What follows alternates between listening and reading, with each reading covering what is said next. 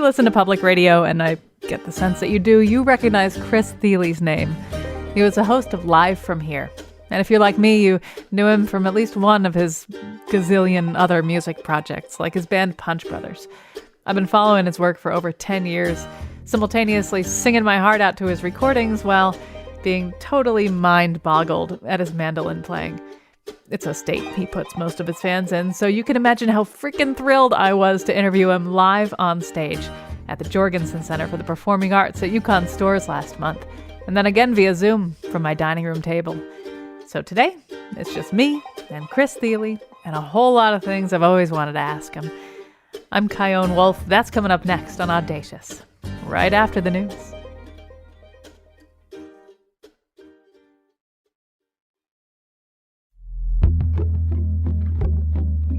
From Connecticut Public Radio in Hartford, this is Audacious. I'm Chion Wolf. There are a lot of ways you may recognize Chris Thile's name. Considering my audience here, you may remember him from the public radio show Live From Here. Or you've listened to him since he was 8 years old, while he was growing up playing in the band Nickel Creek.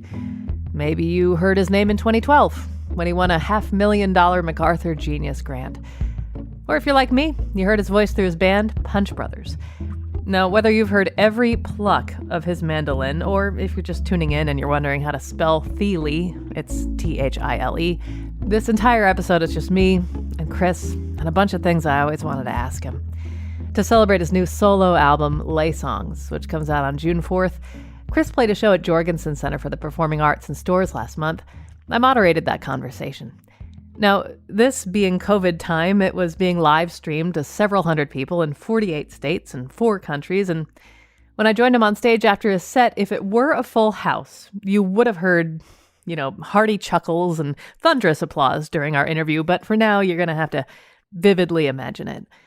When we situated ourselves 12 feet apart, I posited a question to him from that live stream. Audience member Joel asked, if you could play only 2 songs for the rest of your life, one that you wrote and one that you didn't, which songs would they be? Oh my God. I don't The thing know. is, there's no fact checking any of this. We're not going to revisit this in a couple of years. I mean, it could change. Yeah, that's true. Okay, yeah. I mean, it that is oscillating all the time, which just so tonight, scares me on the Jorgensen so stage. much. One that I wrote and one. I mean, let's just go with long ones. Long ones. Okay, so the longest thing that I've written that I really like is called Familiarity. It's a Punch Brothers song. Yep. It's on again. You hate it, but you know it then. You know it, and so do your friends. So I feel like that would give me, there's some variety in that one. So when you it's on, again, Chion. Again. It's again. On again. That's true. It would also be very meta. Right. The lyric would be super meta in the context of playing it and only it and this one other thing for the rest of my life. So I think, familiarity breeds contempt.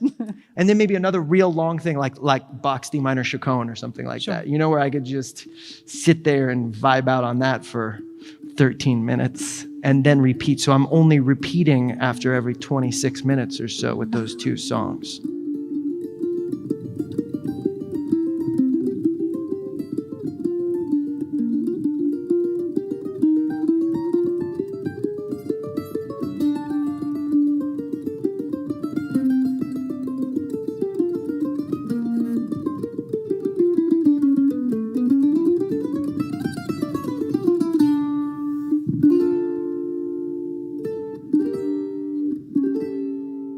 You've played Bach here at Jorgensen. It was one of the last times I saw you here.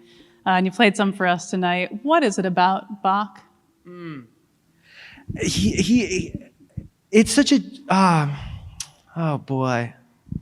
It's like a calibration device or something almost. It's like true north for so many musicians that there's something almost spiritual about Bach as well. Or religious about. He's almost like a religion, a musical religion of sorts, which ironic in that he said that all music should be written for the glory of God. Although he would then go and do something like write the Well-Tempered Clavier, which would be like, actually, this is to the glory of the Well-Tempered Clavier. Like, let's explore this thing that I came up with, this tuning.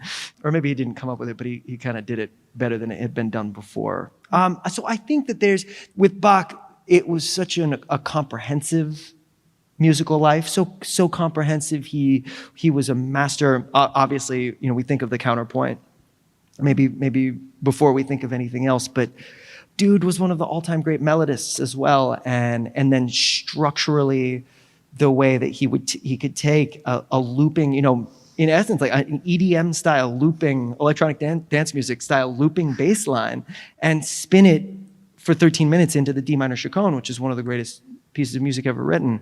A piece that people like Brahms would go in there and go like, okay, what if he wrote like a one-hand version of the chaconne for piano, and composers were forever. I think Schumann might have written one with a bass line, or I'm trying to remember who did that.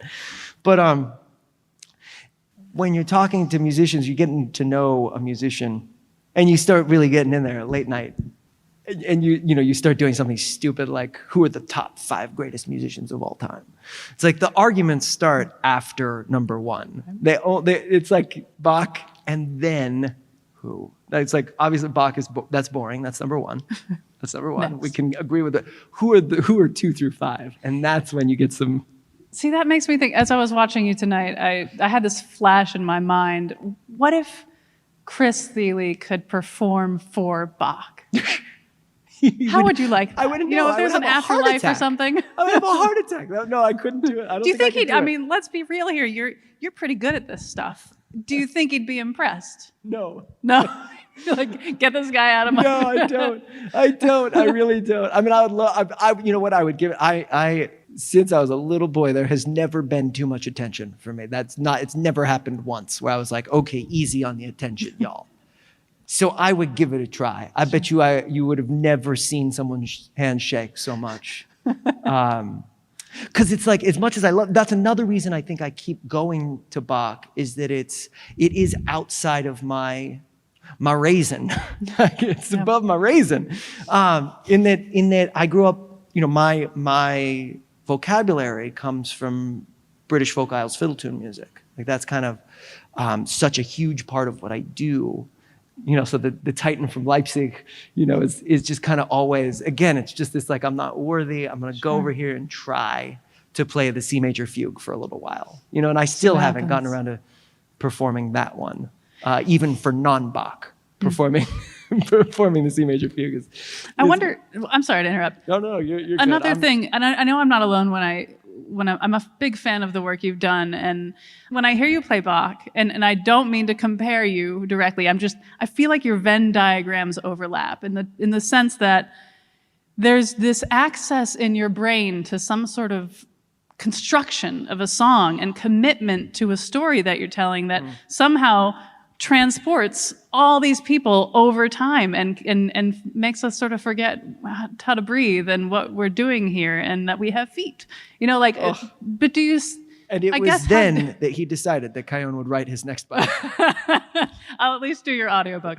But I wonder if when you're composing a song, do you feel a closeness with Bach and people who've come before you and done great, powerful things? Well, not Bach specifically, but absolutely kind of everything that's out there. I try to always be on input when I'm listening to music. So this is a thing I've been thinking about a lot over the course of the pandemic. I've gotten to listen to maybe more music, over the last year and change than I have in the previous 5 years combined. Just late at night after the family goes to bed, I'm making myself a cocktail and I'm getting the earphones out and I'm just dissolving into the world of music, which is just more fun to be in right now. Yeah. And so when I do that, I think it's tempting sometimes to be medicating yourself with music, or programming kind of the soundtrack of your life with music. And so I'm doing this thing, makes me feel a certain way, makes me want to listen to a certain kind of thing. And I completely respect that kind of listening. I think that's one of music's many one of the many things that he can do. But I am really enjoying what happens when I just kind of sit down and go, music, take me. Just take me. Where are we going to go? Let's go. Let's just go. And see how that feels. It's still a two-way street because, there's a little bit of, with music, there's a little bit of the, if a tree falls in the woods and no one's around to hear it, doesn't make a sound. Like, a piece of music is not done until you specifically hear it. It is an amorphous, mercurial thing until it hits your ears. And so whenever you hear a piece of music, you are collaborating on that piece of music with whoever wrote it. And the better I get at cultivating that kind of a relationship with the music I hear, the more seamless my transition from being a music lover to being a music maker can be. So I can go then into the writing room and just keep collaborating with all of the music that I've heard. So if I'm sitting there listening to it as an active participant, feeling like I'm co-writing this music. Like there's the aspect of it where you're totally subjecting yourself, as you always should in a collaboration situation. Like, let's go on a ride. Don't come in there with an agenda. Like, it's the same with romantic relationships. You really have to engage with that person. Meet them where they are. Meet them where they are, and not where you think that they are, or not where you want them to be. Right. Yeah, exactly. So music is the same way. And so when I'm in the writing room, I try not to separate that mindset. Like, okay, now I'm gonna do it. It's just like, no, now we're gonna keep doing it. And those are instincts that you formed of your whole life. Yeah. You talk about listening to music and being on full input mode. And I wonder, when you are on stage, I'm sure you feel transported, whether you're in front of 3 people in a living room or 5,000 screaming fans at an outdoor festival. I wonder, when you are on stage, when you are transported, can you talk about some of the places you go? Ooh, yeah, sure. So like that song, the big long thing that I did in the middle of the set, Salt in the Wounds of the Earth, for instance, when I'm playing that, I have all of these weird, I almost feel like I'm in, this reference just popped into my head because we just bought my little boy a copy of Dinotopia. And the illustrations are just as magical as I remember them being, if not more so. I'm in a way, I'm not saying that there are dinosaurs going on while I'm singing.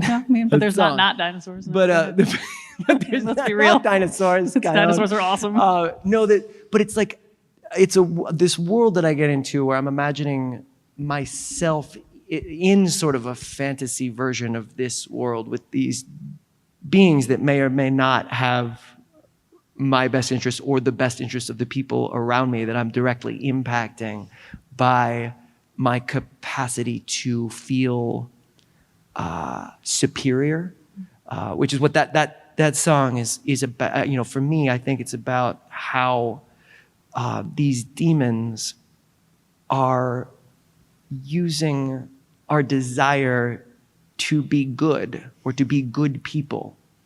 They're turning that on its ear, making us feel better about ourselves by saying that person is bad.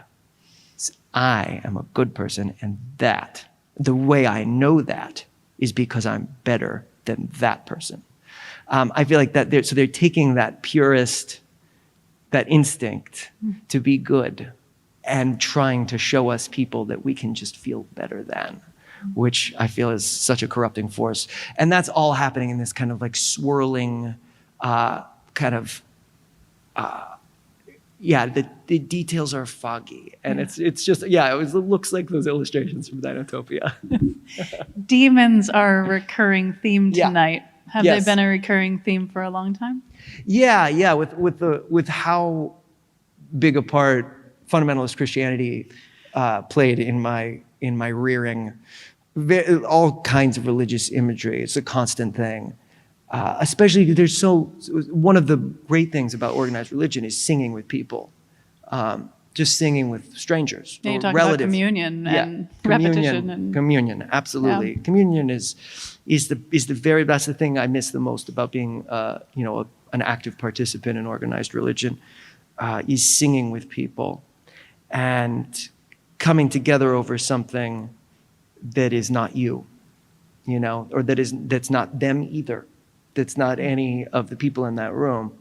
I think that is really, really powerful, and something that I'm going to actively try to be a part of. Having had this forced break from anything remotely akin to that, that now when we do these things together, when we get into a concert room together over some music, that uniquely beautiful part of human beings that wants to make or find a beautiful thing and share it with someone else. I want to go to concerts feeling that way, like here's a thing that we're all going to do together, or go to a museum that way, or go to a coffee shop that way, anywhere where people have found or made or are just sharing a beautiful thing. I want to go there and celebrate that spirit with those people.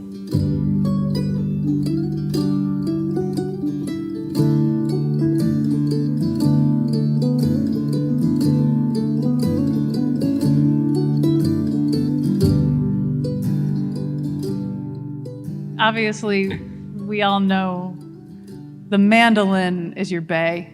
My bae. It's your bae.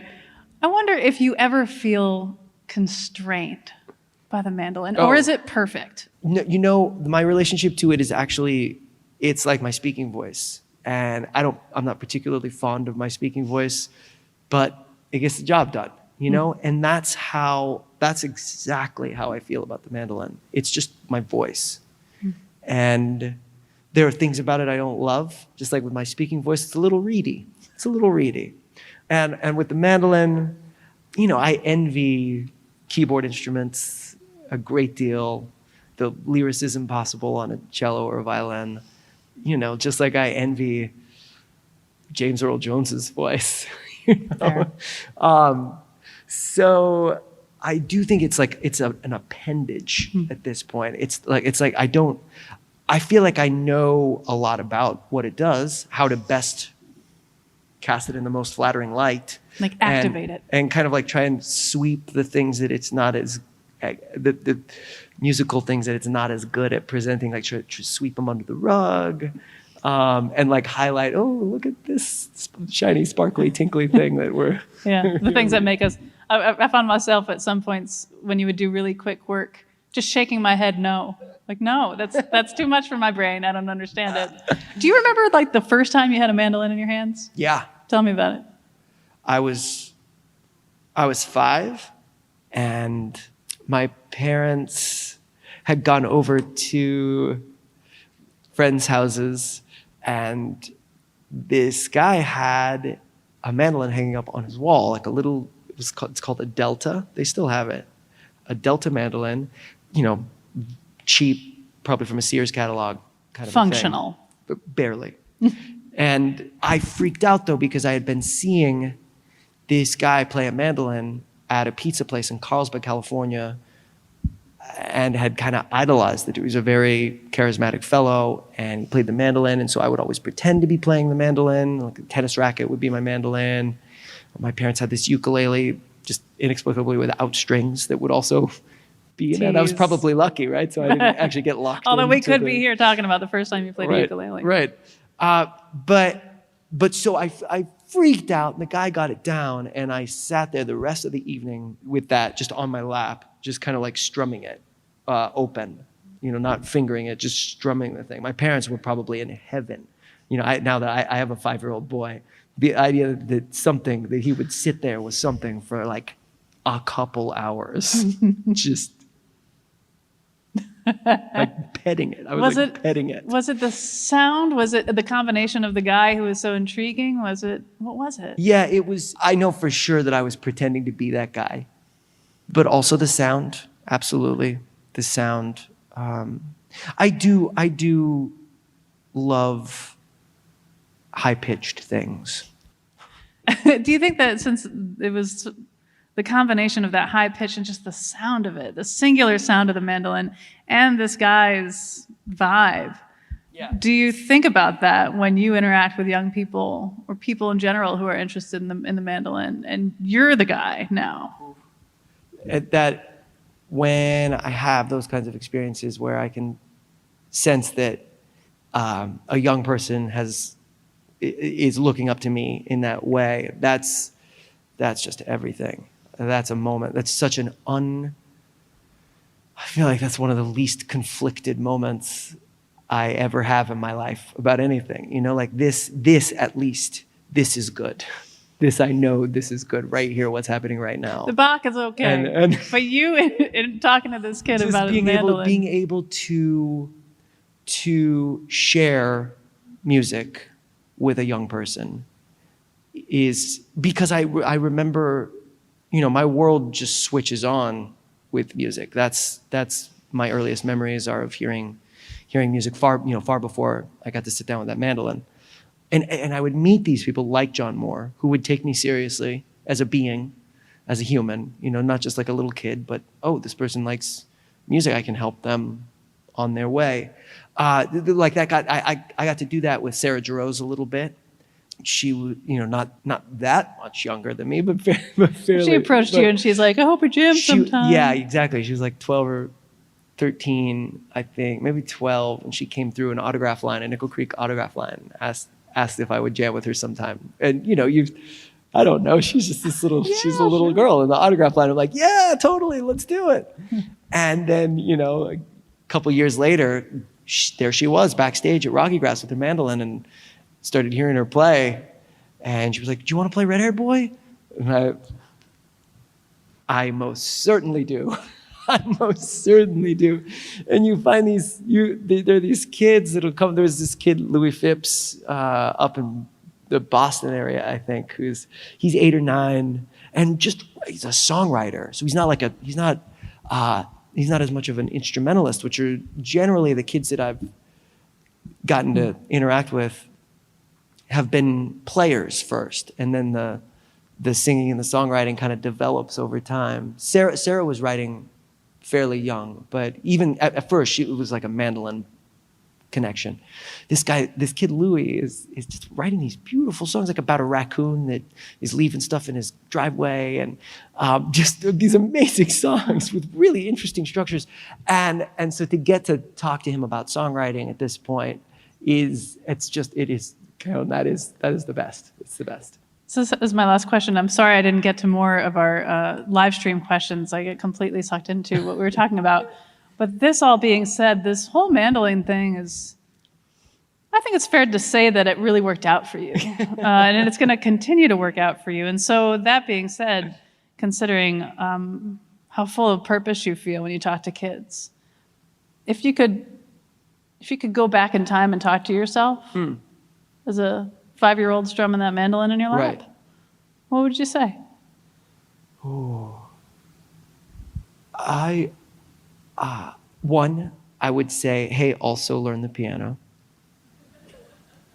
I would say that. My parents actually were like, hey, don't you want to try and play the piano too?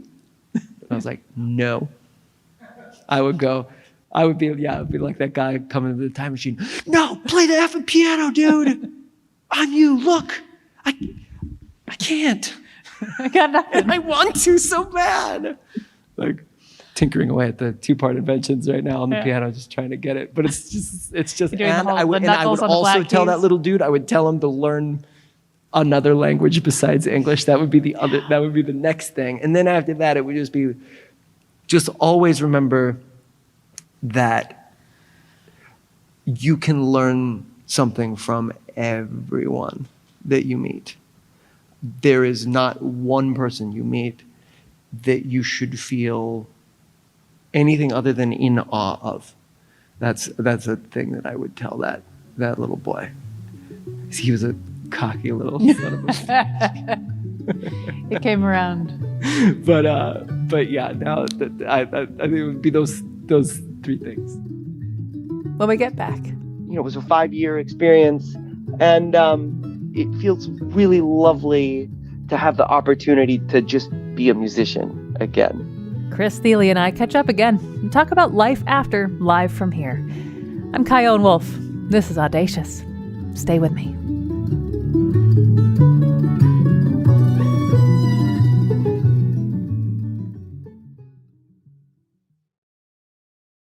This is Audacious. I'm Chion Wolf.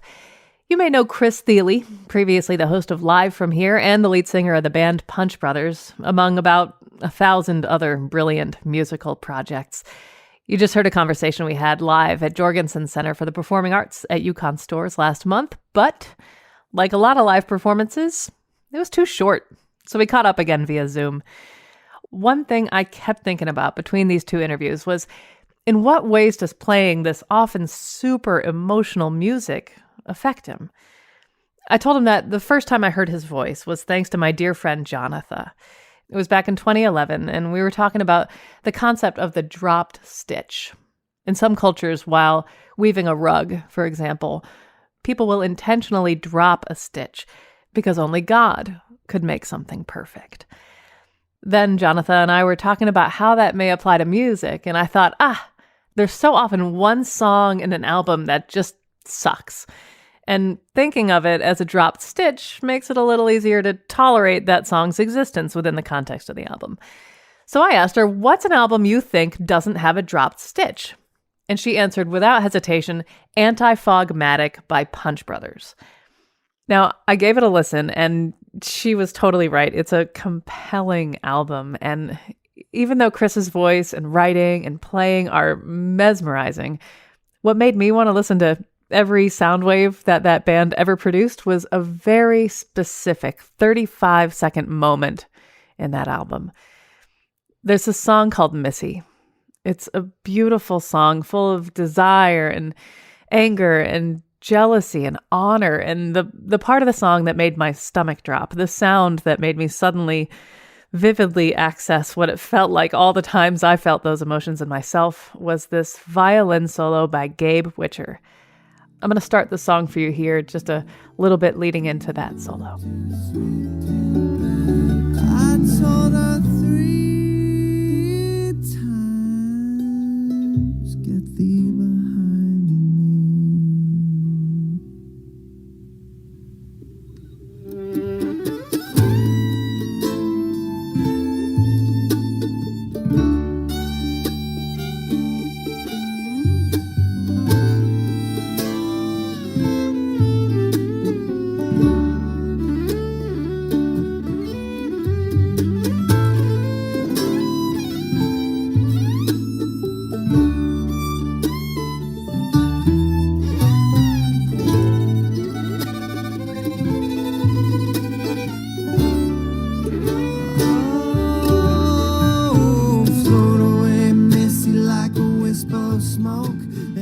Now, I could only listen to that so many times because my heart. And Chris, as the singer and writer of so many of these songs, well, he must feel it too, right?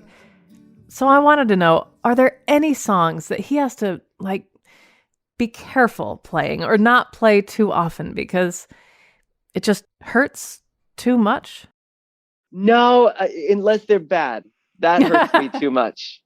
Unless I come to a point where I feel like they're bad, because I can't, if the song is so emotionally resonant that it causes me pain, that is going to come with a pretty serious dollop of pride of having, figured out how to, make that happen, which can actually be an obstacle in getting back in character. If you're feeling good about yourself for having written something emotionally resonant, it might be a little harder for you to get into that sort of despairing place that's going to help drive it home. But no, I've never, it's just too exciting when, the pain that maybe, I don't know, catalyzes the lyric, the desire to do it. Obviously that's painful, and there's not necessarily any two ways about it, other than there is a weird thing that artists often write the best when they're unhappy, but then we get really happy when we write our best, so then we can't write well And then we get unhappy, so then we can write again, but then we get happy, so then we can't write, but then we get unhappy, so we write. Yeah, writing a happy song to me, that's the hardest. Like You when can't I'm write a happy, I don't song. feel compelled necessarily to write a poem about it or a song about it. Right, I hear Well, you. I mean, I hear you. even That's where talking instrumental music is good for that. Absolutely. One theme in songwriting in general is desire. It's, longing for the thing you can't yet have or can't ever have. And you've, of course, written songs about people in your life that you've desired. And so I wonder, do you know if anyone has written a song about you? I do not. I don't know. I would love to know. I mean, if it's like, I want Chris. Wow. Not like I don't want Chris. That would be a terrible song. Right. Well, I mean, either one. If there's just any songs about, God, wouldn't you? I'd be so curious. I'm always curious to know if people that I write songs, if there's ever a kernel of, often there's, for me, I really follow the old Irish adage of never letting the truth get in the way of a good story. So there's only ever semi-biographical or autobiographical things going on. I don't think I've ever, really. Well, no, that's not true. Every now and then I've gone straight biography. There's a lot of specific names in these songs. Oh yeah, but the names are never the real names. Got you. Have you heard from somebody who knew, like, I heard your song about me? Yeah, that's early on. The earlier though, I think before I got quite so. I mean, my wife can always tell when I'm writing about our relationship. But again, I think earlier in my life, I was a little bit more club-footed with this kind of thing. And I've got to say this certain thing about this certain person or about a certain thing that happened to me, get it out. And I look back at those songs and they're pretty bald-faced in that way. And I hear a lot of songs that are bald-faced in that way. And I feel like their interest to me is predicated on how interested I am in the personal life of whoever is delivering those songs. And when I look back at some of the things that I've written, I can only imagine that it's only interesting if you're interested in me. Otherwise, it's not really artistically that satisfying.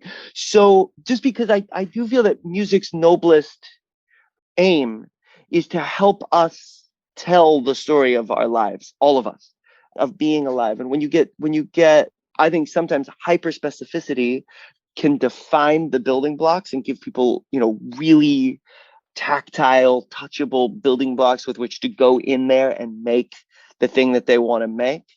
But when you get so specific that you're really just saying, this is a thing that happened to me, I think we take all the power out of our listeners' hands and rob them of music's transportive quality. It's like, you want to be able to put yourself into this vehicle of the song. And sometimes I feel like if you write too specifically about a thing that happened to you, then you're just sort of pushing everyone else away and saying, no, this is about me. And I want you to listen to this thing that happened to me. And that can work sometimes.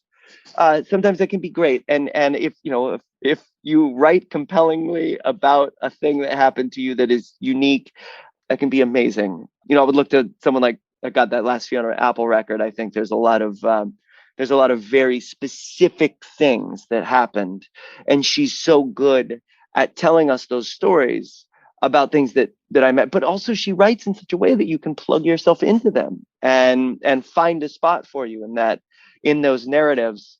To where I start to wonder, like, I suspect this and that happened to Fiona, and then she just took it into songwriting world and like wrote some other stuff. Yeah. People who are really good at this walk that line of, doing the thing and expressing yourself and this experience or this idea or this story, but also making sure that it's accessible. Or else, why are you doing it? And for how long can you do that? When we tell these stories to each other in bars with close friends, right? The joy is not in telling your friend the story, and there can be joy and there can be catharsis there. But the joy, at least for the friend, when things really get going, is when that story catalyzes a conversation. It's like, ooh, I wonder what do you think that person was thinking? Well, I wonder if they were thinking this. What should I have done in that? Like, what can I do about it? It's all that's so exciting. And I feel like songs that are about specific events should live in that exciting spot of like the what if and that's I think my instinct in, well, here's the thing that happened, but what could have happened? And relating to each other as human beings on the planet Earth, trying to figure out what the hell's going on and how to best do this job of being a human. And that's a lot to ask, but that is one way to connect. Right. Indeed. Not too long ago, you were a radio host yourself. True. And if it weren't for the pandemic, you'd probably still be one. I probably would. Prairie Home Companion was later renamed to Live From Here. And I wonder what that felt. I know you must have gotten this question, but how much were you excited to take on that role? And how much were you like, what am I doing? Oh, yeah. I mean, there's certainly a little give and take there, but mostly it was exciting. Just because I get so, it was mostly exciting because I get so excited about things that hit my ears in a certain way, and I want to show. I've always wanted to sit people down and show them, this or that thing that I heard. So it felt like an opportunity to do that professionally instead of just sort of as an amateur after shows and in the bus or whatever over cocktails. That felt really amazing to do that. It was stressful on occasion getting 2 hours. I have a weekly show and it's just all like I don't have the moving parts you have, and this is a very work heavy, multifaceted job. I imagine you had a great team. Incredible team. A absolutely amazing team that was so experienced, but also not letting their experience get in the way of new stuff we could do together, just allowing their experience. They always used it as a trampoline for new ideas, which was amazing. I was worried about that. I was worried that it would be hard to do something new with it. But at the same time, I only heard a specific thing in my head. And I've never been able to happily make something that is in direct opposition to what I hear in my head. Sometimes I can, as other ideas come in, they can augment that, or like my idea is yellow and the ideas being presented to me are blue, and so what we get is green. But I knew it was either going to be something like what I heard in my head or just not happen. Just have to stop doing it. So in that regard, it was really just knuckling down and doing the work. I didn't feel anxiety about whether or not we'd have a show at the end of it, because I could hear it. And that's one of the reasons I said yes. But also in the wake of it, it was a 5-year experience, all told, 5-6-year experience. And it feels really lovely to have the opportunity to just be a musician again. To play and write and use the lessons that I learned hosting the radio show. The thing I really want to hold on to with all my might is how much I love being a listener, and to listen, not just to improve. We talk about improving books. I listen in that way a lot of the time. That sometimes my go-to might be, what will I listen to today that will improve me as a musician? And one thing I remembered how to do during the radio show is listen for pure enjoyment, edification. Just, do I like this or do I not like this? Am I getting goosebumps or no goosebumps? Right. That kind of being the ultimate like binary evaluation of a given piece of music is goosebumps or no goosebumps. Yeah, Gabe Witcher's violin solo and Missy. Goosebumps, yes. Absolutely. Check. Well, that solo, the solo was improvised on that you bring up. The Missy solo was an improvised solo that became canon. That was he always played. Then he would always play that solo or some sort of lightly varied version of that improvised solo live, because it just became as important as the melody to us. After the break, of all the musicians who've crossed his path, whose performance made Chris Thile almost utterly speechless?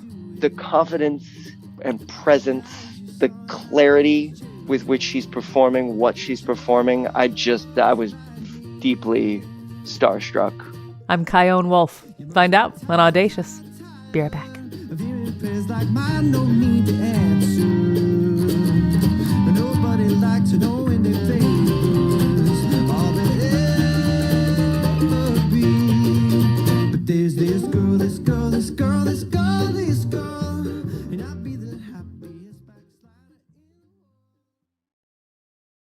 This is Audacious. I'm Kyone Wolf. Today, a conversation with Chris Thile. You may know him as the lead singer of the band Punch Brothers or as the host of Live From Here, his public radio show which ran from 2016 till last year. In the last segment, we were talking about how he shifted into that show, which originally was Garrison Keillor's A Prairie Home Companion. I wanted to know, after a lifetime of sharing the stage with some of the best musicians in the world, when he was hosting that show, was there anybody who made him utterly starstruck? I think probably Mavis Staples. And I wasn't planning on being starstruck by Mavis Staples. It was actually the reality of Mavis Staples is what I became starstruck by. I love Mavis Staples, was so psyched to have her on the show. But after she did her first song, then I was starstruck. Because that's the real, that was insane what she was able to do. I've never heard someone talk about command of the facilities that you have. You know, I suppose that just at the stage that she's in her career, the confidence and presence, the clarity with which she's performing what she's performing, I was deeply starstruck by where she was coming from. And yeah, the gusto with which she was delivering what she had inside of her. Singular. Yeah, big time. Gotta change around here. Gotta change around here. Can't go on this way. Things gotta change around here.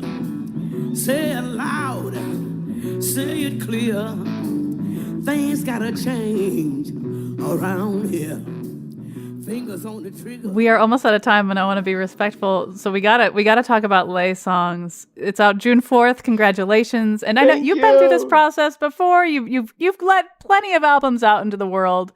Right. I don't know if you see it like a version of giving birth. Having seen your wife give birth, I'm sure you realize it's not at all like that. But Nope. How does this one feel different to get out into the world? I know it's a solo album, and that's different. But how does this feel different? There's this weird dichotomy present on the record, which is that it is so solo. I mean, it is actually solo in a way that I've only done once before, and even then it was very different because I was playing Bach the whole time. So in a way, that's a duo record.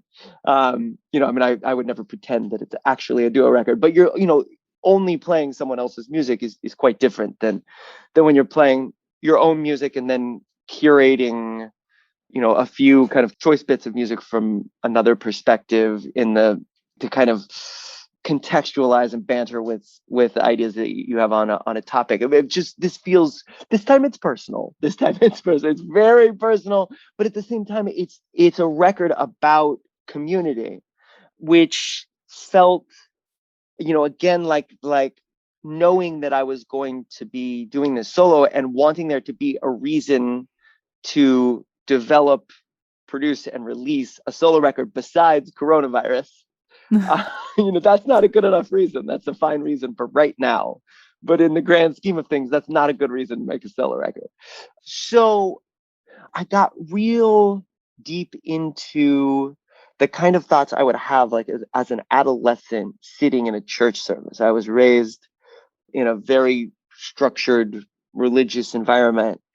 And this record is a meditation on community and then our tendencies towards isolation, even within the community, either isolating ourselves, like isolating our most precious or feared thoughts from the people that might help us celebrate / deal with those precious and feared thoughts.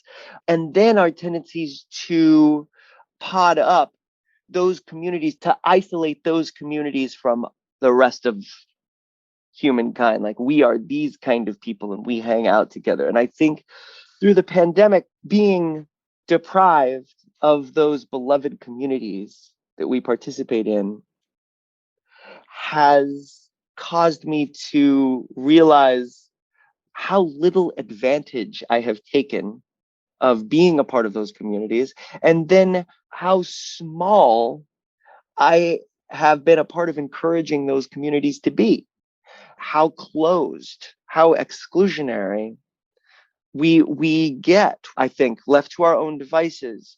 I think maybe if there's a silver lining to the pandemic, it is how much more will we appreciate any human contact and the ability to see outside of ourselves, the ability to experience, to feel outside of ourselves, I think may have the result of sort of blowing the doors off of our very closed communities. So I think of the way that a church functions, like the record Laysongs is the idea, kind of a riff on laymen, the people in a church who are not actually delivering the church service, is sort of like pottering about trying to feel something, Like all of us, yes. So Laysongs being sort of kind of spiritual, but they're still coming from a secular place.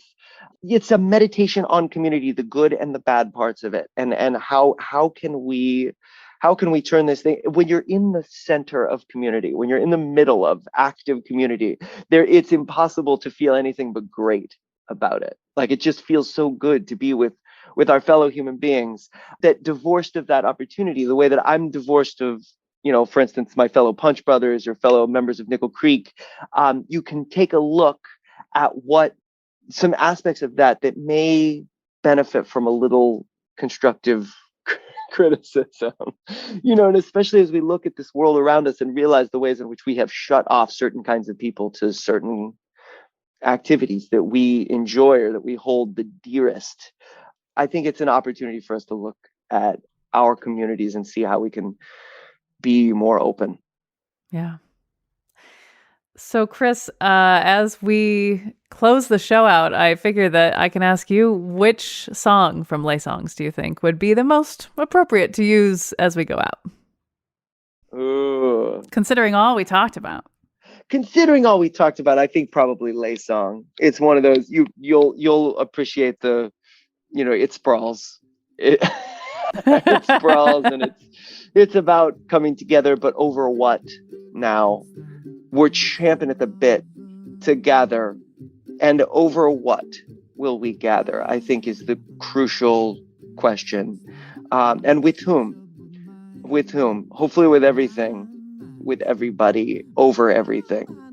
I would love for us to be able to gather together like that. Me too. Chris Thile, thank you so much for talking with me. Thank you, Kion. Audacious is produced by me, Jessica Severin DeMartinez, and Katie Tolarski at Connecticut Public Radio in Hartford. Special thanks to Renee Fournier and Rodney Rock at Jorgensen Center for the Performing Arts for inviting me to talk with Chris on stage. To subscribe to this show and listen back to episodes featuring things like what a perfect fluid sounds like, what an 8-year-old with a stutter hopes people learn from him, what happens when you call the number on the bottom of those I Love You Jesus billboards, what accents an accent master will not do, and why a sculpturist, dubbed the 8th wonder of the world, whose client list includes the Queen of England, will never feel satisfied with the tininess of his art. Visit ctpublic.org/audacious. Send me your reactions and show ideas on Facebook, Instagram, and Twitter at Kion Wolf, and my email is cwolf@ctpublic.org. And online, use the hashtag #AudaciousPublic. Thanks for listening. We pray you're going to catch your breath. Laysong, be our breather.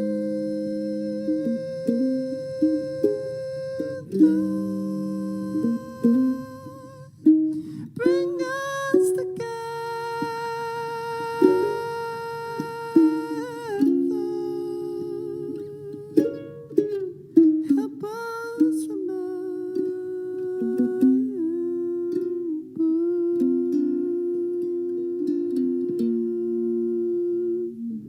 Lord.